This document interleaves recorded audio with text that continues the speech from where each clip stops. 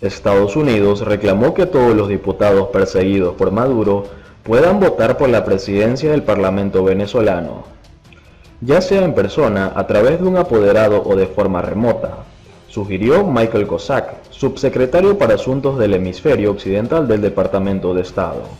Juan Guaidó tiene previsto revalidar su cargo al frente de la Asamblea Nacional, pero necesitaría los votos de algunos exiliados.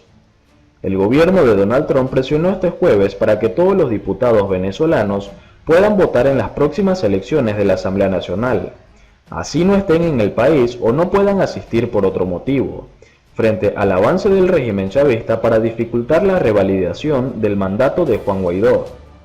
Michael Kozak, subsecretario de Asuntos Hemisféricos del Departamento de Estado, indicó que los asambleístas elegidos democráticamente deben estar habilitados para ejercer su derecho el próximo domingo, ya sea en persona, a través de un apoderado o de una forma remota. Uno de los riesgos que sobrevuelan en caso de que los diputados no puedan votar de forma virtual es que Guaidó no obtenga los votos suficientes para continuar ejerciendo el cargo.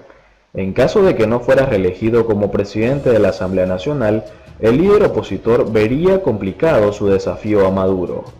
Semanas atrás, el Tribunal Supremo de Justicia estableció que los diputados a la Asamblea están obligados a cumplir sus labores de dedicación exclusiva en beneficio de los intereses del pueblo y mantener una vinculación permanente con sus electores, algo que considera imposible si los parlamentarios están en el exterior, como varios que viajaron perseguidos por el régimen. Dentro de esta disputa por la legitimidad, el Parlamento no reconoce los dictámenes del Supremo al alegar que está integrado por magistrados abiertamente oficialistas, algunos de los cuales fueron designados en un procedimiento exprés días antes de que la oposición tomara el control de la Cámara. En diciembre, Estados Unidos acusó al régimen de Maduro de buscar impedir la reelección de Guaidó con sobornos de hasta $500.000 y prometió reforzar las sanciones contra Caracas en pos de una transición política. Ese es el primer paso. El segundo paso será tratar de encontrar y tomar el control de la Asamblea Nacional evitando elecciones libres en 2020, el alto funcionario estadounidense encargado de Venezuela. La Asamblea Nacional venezolana es considerada por Washington como la última institución democrática del país.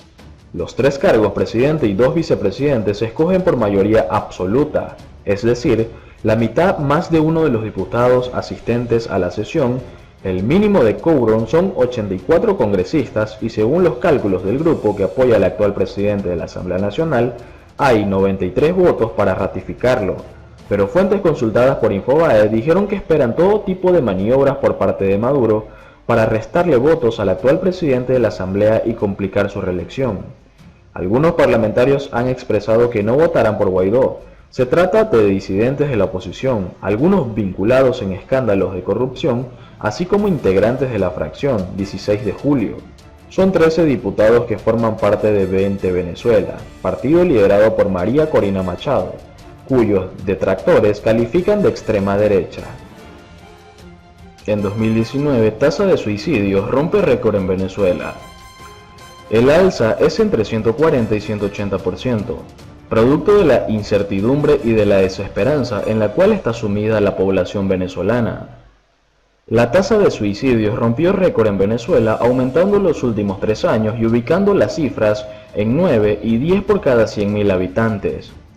Antes del chavismo, el suicidio representaba entre 4 y 5 personas por cada 100.000 habitantes en Venezuela. Pese a la bonanza petrolera, aumentó entre 8 y 9 suicidios, pero a partir del 2015 los suicidios se dispararon. La tasa se cuadriplicó en los últimos 15 años, convirtiéndose en un fenómeno social. Roberto Briceño León, director del Observatorio Venezolano de Violencia, informó que nunca se había alcanzado una tasa de suicidios como la de la actualidad. En Venezuela ha aumentado la tasa de suicidios entre 2015 y principios de 2019. El alza es entre 140 y 180%, producto de la incertidumbre y de la desesperanza en la cual está sumida la población venezolana, indicó el sociólogo. La nueva cifra significa un aumento importante en comparación con la tasa de 2012 en Venezuela, cuando era de 4 por cada 100.000 habitantes. Venezuela, la nación que según estudios fue en algún momento considerada el país más feliz del mundo, pasó a ser el país de las muertes, de la tristeza, la emigración y los suicidios. Fermín Marmol García, abogado criminalista, señaló a Panam Post que Venezuela no es un país que se ha caracterizado por la ocurrencia de suicidios. Sin embargo, la situación del país es un factor influyente a la hora de tomar una drástica decisión.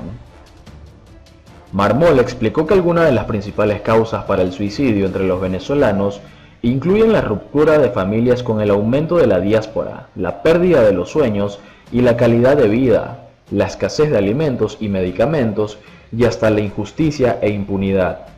La diáspora, por ejemplo, esa cultura de emigrar, del rompimiento de la familia, del aislamiento de nuestros vínculos sentimentales, no era parte de la cultura del venezolano y eso ha causado altas precisiones psicoemocionales. Además, ahora transitamos por un camino de hiperinflación que también es un factor determinante en la presión psicoemocional, señaló. Para el especialista, otro factor influyente es la pérdida de sueños e ilusiones al resquebrajarse la calidad de vida. El venezolano, al perder la calidad de vida, al perder la estructura sentimental de la familia, pierde también la parte de la magia de soñar y cuando uno pierde eso, empieza a tener una conducta conformista que se aleja del progreso y eso también influye en la parte emotiva. Luis Francisco Cabezas, director general de la ONG Convite, señaló a Panam Post que las depresiones no solo se dan por situaciones dramáticas, sino también por un tema bioquímico que debe ser tratado con medicamentos y que al no saber usar los antidepresivos o no encontrarlos, la situación se complica en los pacientes que los ameritan. El especialista alertó que la población con trastornos mentales es la más propensa a tomar la decisión de quitarse la vida y sin embargo de 12 fármacos comúnmente recetados para atender esta condición, solo 3 están disponibles en el país suramericano. Comienzan a bajar las dosis y a estirar la cajita de pastillas, y los fármacos no funcionan de esa manera. Al bajar la dosis es una de las causas por la que la gente empieza a pensar ideas de suicidio, explicó. Como en Cuba, el régimen de Nicolás Maduro encontró la manera de materializar el socialismo en Venezuela, tal y como Fidel Castro lo hizo en Cuba, a tal punto que en la isla, tras las precariedades, el suicidio pasó de ser un tema tabú a una especie de tradición. La tasa es de aproximadamente 19 personas por cada 100.000 habitantes. Hasta 2017, según cifras de la Organización Mundial de la Salud, Cuba es el segundo país de América Latina que más casos de depresión sufre después de Brasil. En la isla, cerca de 10.000 personas se suicidaron en los últimos 5 años. Según el portal Cibercuba, desde que llegó Fidel Castro al poder, los suicidios de personas comunes fueron invisibilizados por la prensa cubana, pues están radicalmente prohibidas las necrológicas desagradables por supuestamente causar un malestar adicional en la población. La revolución ha propiciado el arraigo de la inercia individual y social, la hostilidad constante hacia los desafectos políticos y la carencia de confianza en el futuro, razones que casi siempre desembocan en tragedia. Con frecuencia ocurren suicidios en las cárceles e instituciones mentales cubanas por la desatención y la no vigilancia de suicidas potenciales, señala el portal digital. Estados Unidos prohíbe ingreso a ministro de Cuba por violar los derechos humanos en Venezuela. Estados Unidos anunció el jueves la prohibición de ingreso al país del ministro de las Fuerzas Armadas Revolucionarias de Cuba, Leopoldo Sintra Frías, acusándolo de violar los derechos humanos de opositores al gobierno de Nicolás Maduro en Venezuela.